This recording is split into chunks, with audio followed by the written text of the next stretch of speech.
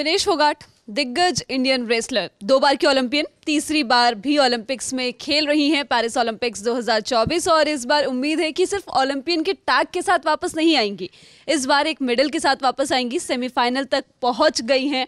पहला जो मैच था राउंड ऑफ 16 का, उसमें जापान की रेसलर को हराया। कोई उम्मीद नहीं कर रहा था, बहुत सारी बातें चल रही थी कि अगर ये मैच हार भी गई विनेश तो रेपचेज के थ्रू एक ब्रॉन्ज मेडल अपने नाम कर सकती है, लेकिन उनके मन में ऐसा कुछ नहीं था।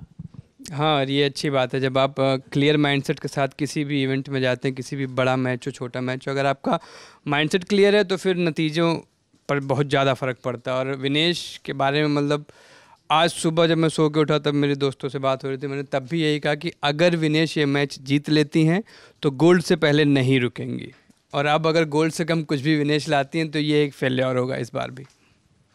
लेकिन एक मेडल उनके नाम पे होगा क्योंकि 2 बार ट्राई किया। रियो 2016 चोट लग गई थी, बाहर हो गई, नंबर 1 थी उस टाइम पे, बहुत बुरा लगा था। और उसके बाद टोक्यो में जो हुआ था, टोक्यो में क्योंकि मेडल से पहले बहुत ज़्यादा कंट्रोवर्सी भी हुई थी और उसके बाद फिर जब वो हारी तो उन सब चीज़ों को ब्लेम किया गया था कि इतना ज़्यादा आप कंट्रोवर्सी में थे। अब पेरिस से पहले भी यही चीज़ है क्योंकि बहुत ज़्यादा चर्चा में थी, न्यूज़ में थी जब प्रोटेस्ट चल रहा था, और उसके बाद अब इस टाइम पे जाके मेडल की दावेदार बन गई। हाँ, उस टाइम पे उन्होंने इंस्टाग्राम पे शायद एक स्टोरी लगाई थी या पोस्ट किया था कि जो भी हेटर्स हैं वो अभी चिल करें, उनको मैं पागल होने के और मौके दूंगी। और उन मौक़ों में से एक अब बहुत करीब है, सेमीफाइनल देर रात खेला जाएगा, उसके बाद फाइनल और उसके बाद फिर गोल्ड मेडल।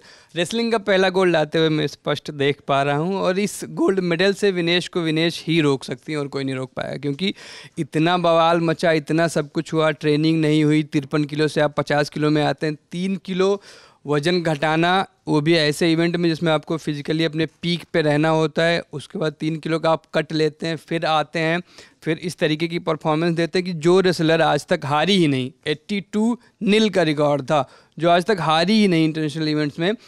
2 या 3 बार हारी थी पूरे करियर में, वो भी किसी अपनी जापानीज रेसलर से ही हारी थी, वो बाहर का कोई रेसलर हरा ही नहीं पाया।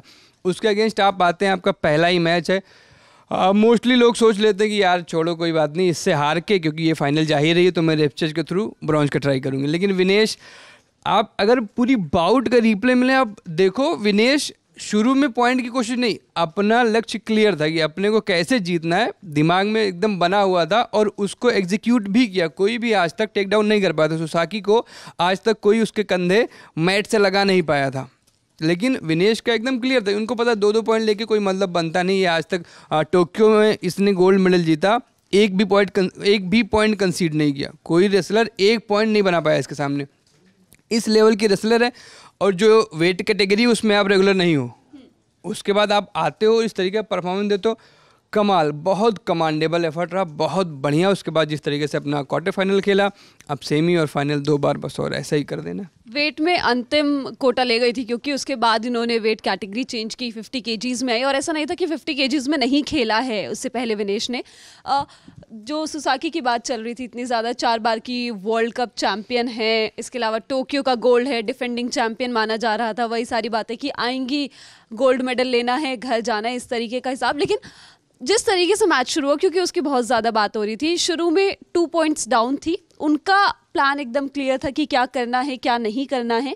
लेकिन इधर दूसरी तरफ फैंस के दिमाग में क्योंकि काफ़ी कुछ चल रहा था कि 2-0 से पीछे हैं, 5 सेकंड का टाइम बचा था, कुछ 5-10 सेकंड का, और अब यहाँ से ज़्यादा कुछ ऑप्शंस नहीं थे। हाँ, ऑप्शन नहीं थे, लेकिन जब वही ना बात क्लियर माइंडसेट किया जाती है। अगर आपका माइंड क्लियर है कि आपको क्या करना है, तो आपको बस एक मौका चाहिए उसे एग्जीक्यूट करने का, और वो मौका मिला। आखिरी की 5 सेकंड मतलब कमाल का टेक डाउन था वो, जिस तरीके से पटका मैट पर, बहुत बहुत बहुत मजा आया देख के। जापान वाले भी, जापान के साथ साथ फैंस भी, मतलब हम लोग भी देख रहे थे कि ये हुआ क्या है एकदम से। जापान वालों ने भी कहा था कि हमको रेफर करना है, इसको दोबारा देखिए, चेक कीजिए, क्लियर कीजिए। ये मैच जीता, क्वार्टर फाइनल्स के लिए क्वालिफाई किया। क्वार्टर फाइनल्स में लास्ट 2 बारी विनेश नहीं जीती थी, एक बार तो खैर चोट लग गई थी, दूसरी बार हार गई थी। आज उसको क्रॉस किया, वो जो एक लाइन होती है ना, उसको पार किया, और जो यूक्रेन वाली के साथ वो जो मैच था वो भी इतना आसान नहीं लग रहा था। हाँ, लेकिन जब आप अपने पहले मैच में 4 बार के वर्ल्ड चैंपियन को हरा के आते हैं तो कॉन्फिडेंस बहुत बढ़ जाता है। और पॉइंट्स एकदम बराबर के चल रहे थे ना, और ऐसा लगा था कि एक बार विनेश को शायद डबल टाइम उन्होंने घुमा दिया है। हाँ ले लिए हैं। कोशिश तो करेंगे ना, क्योंकि वो भी फॉर्मर वर्ल्ड चैंपियन ही रह चुकी हैं, वो भी अच्छी रेसलर हैं। और विद ऑल ड्यू रिस्पेक्ट, लेकिन जब आप 4 बार के वर्ल्ड चैंपियन को हरा के, डिफेंडिंग ओलंपिक चैंपियन को हरा के आते हैं, तो फिर आपको मैं फिर से वही कहूँगा कि विनेश को अब विनेश ही हरा सकती है उस ओलंपिक्स में, और कोई हरा नहीं पाएगा। और ट्विटर पे काफ़ी कुछ चल रहा है ना, क्योंकि विनेश जीती तो काफ़ी सारे ट्वीट्स आए, जो प्रोटेस्ट में शामिल थे उधर से भी ट्वीट्स आए, बजरंग पुनिया ने ट्वीट किया, गीता फोगाट ने ट्वीट किया है। हाँ, ट्वीट्स तो होंगे, अब दोनों तरफ के ट्वीट्स हो रहे हैं। कोई कह रहा है कि सरकार के अगेंस्ट थी, तमाम सारी बातें, फिर कोई आंकड़े लेके आ रहा है कि सरकार ने ही इतने पैसे खर्च किए, ये फैसिलिटी सरकार की ही दिलाई हुई कि आप ट्रेन करते हैं। तो ठीक है, वो सब पैरेलल चलता रहेगा, लेकिन अभी फोकस होना चाहिए आज रात के सेमीफाइनल पर, उसके बाद होने वाले फाइनल पर, और फिर गोल्ड मेडल के साथ पोडियम में बीच में खड़े होने पर। बीच में गोल्ड के साथ फिनिश करना चाहिए। विनेश कमाल कर रही है। कुछ लास्ट आप कुछ कहना चाहिए? कुछ नहीं कहना चाहूँगा, कुछ कहने के लिए बचा नहीं है। काफ़ी कुछ कहा जा चुका है, सुना जा चुका है। टोक्यो से जब वो वापस लौटी थी तो कभी नाइकी की यूनिफॉर्म पे बवाल हुआ, कभी एक फ्लोर पे ना रहने पे बवाल हुआ, कभी कोच को लेकर बवाल हुआ, कभी फिजियो को लेकर बवाल हुआ। कुश्ती संघ के जो फॉर्मर चीफ थे उनके साथ जितनी टसल हुई, सब कुछ जग जाहिर है। बहुत कहा सुना लिखा जा चुका है विनेश फोगाट पर। अब एक आखिरी बार जब कलम उठेगी तो लिखेगी कि विनेश फोगाट ने सबका विनाश करते हुए गोल्ड मेडल जीत लिया है। चलिए, आपने हेडलाइन खोज ली है। साक्षी मलिक थी जो लास्ट रेसलर थी, वुमेन रेसलर, जिन्होंने ब्रॉन्ज जीता था। अब उम्मीद यही है कि विनेश एक स्टेप आगे जाए, 1 या 2 स्टेप आगे जाए, गोल्ड के साथ फिनिश करे। उम्मीद नहीं, ये पक्की बात है, गोल्ड आ रहा है। गोल्ड आ रहा है। चलिए, ये देखेंगे। और आप ललन टॉप पे पेरिस ओलंपिक्स की कवरेज देखते रहिए। Thank you.